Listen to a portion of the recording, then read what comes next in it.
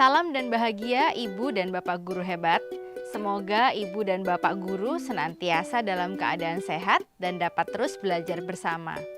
Kali ini kita akan mengulas materi tentang kodrat zaman, agar kita dapat memahami tujuan dan asas pendidikan sesuai zaman berdasarkan pemikiran Ki Hajar Dewantara. Pendidikan bergerak sangat dinamis mengikuti perkembangan zaman.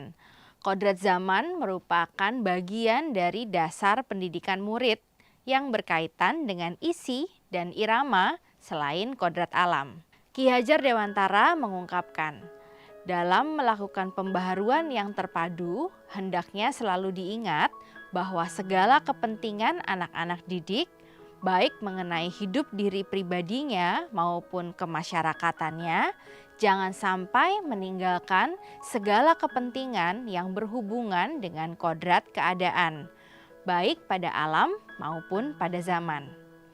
Sementara itu, segala bentuk isi dan irama, yaitu cara mewujudkannya, hidup dan penghidupannya, hendaknya selalu disesuaikan dengan dasar-dasar dan asas kehidupan kebangsaan yang bernilai dan tidak bertentangan dengan sifat-sifat kemanusiaan.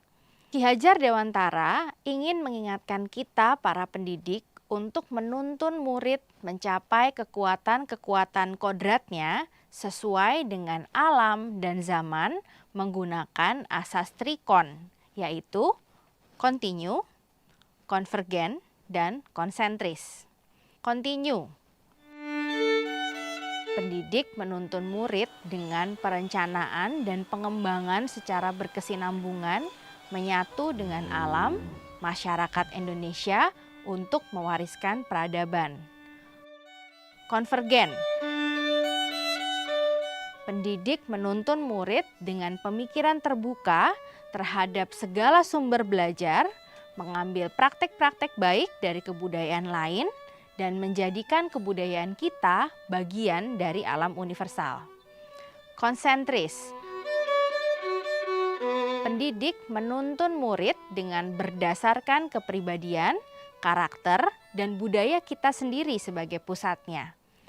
Asas trikon diyakini mampu menghadapi derasnya arus perubahan kodrat zaman seperti abad ke-21.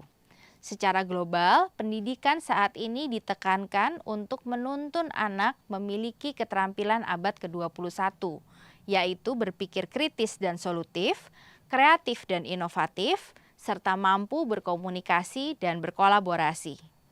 Meskipun demikian, pengaruh-pengaruh global harus disaring dan diseleksi menggunakan kekuatan utama bangsa Indonesia, yaitu kearifan lokal sosial budaya. Sehingga isi dan irama pendidikan berupa konten atau muatan pengetahuan yang diadopsi selaras dengan nilai-nilai kemanusiaan dan konteks sosial budaya yang ada di Indonesia. Maka cara mendidik pun harus sesuai dengan tuntutan zaman. Cara belajar dan interaksi murid abad ke-21 tentu berbeda dengan murid di pertengahan abad ke-20. Seperti apa yang dikatakan Ki Hajar Dewantara, didiklah anak-anak dengan cara yang sesuai dengan tuntunan alam dan zamannya. Misalnya, guru membantu murid untuk melakukan refleksi diri sebagai proses mengenali dan melihat kembali potensi dirinya. Kemudian, murid diajak untuk mengamati keadaan sekolah dan lingkungannya. Setelah itu, murid menganalisis permasalahan dan potensi yang muncul dari hasil pengamatannya. Ini adalah contoh belajar berpikir kritis. Guru kemudian mengajak murid untuk berkreasi, merespon potensi dan isu yang terkoneksi dengan dirinya melalui proses berproyek yang bisa mereka lakukan secara individu maupun berkelompok. Ini adalah bentuk belajar kreativitas dan kolaborasi. Lalu, murid mengkomunikasikan karyanya melalui berbagai format presentasi, seperti misalnya pameran, sosialisasi, atau seminar, kepada publik atau audiens yang akan terdampak dari karyanya.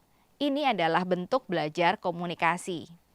Dengan pembelajaran tersebut, murid merasa lebih merdeka dan bertanggung jawab atas pengalaman belajarnya, bukan karena tuntutan yang membelenggu kemerdekaannya. Ibu dan Bapak guru, mari kita renungkan. Apakah kita sudah mendidik murid kita sesuai dengan kodrat zamannya? Apa yang dapat kita lakukan untuk menuntun mereka agar berdaya sesuai kodrat zamannya? Selamat belajar Ibu dan Bapak guru hebat. Salam dan bahagia.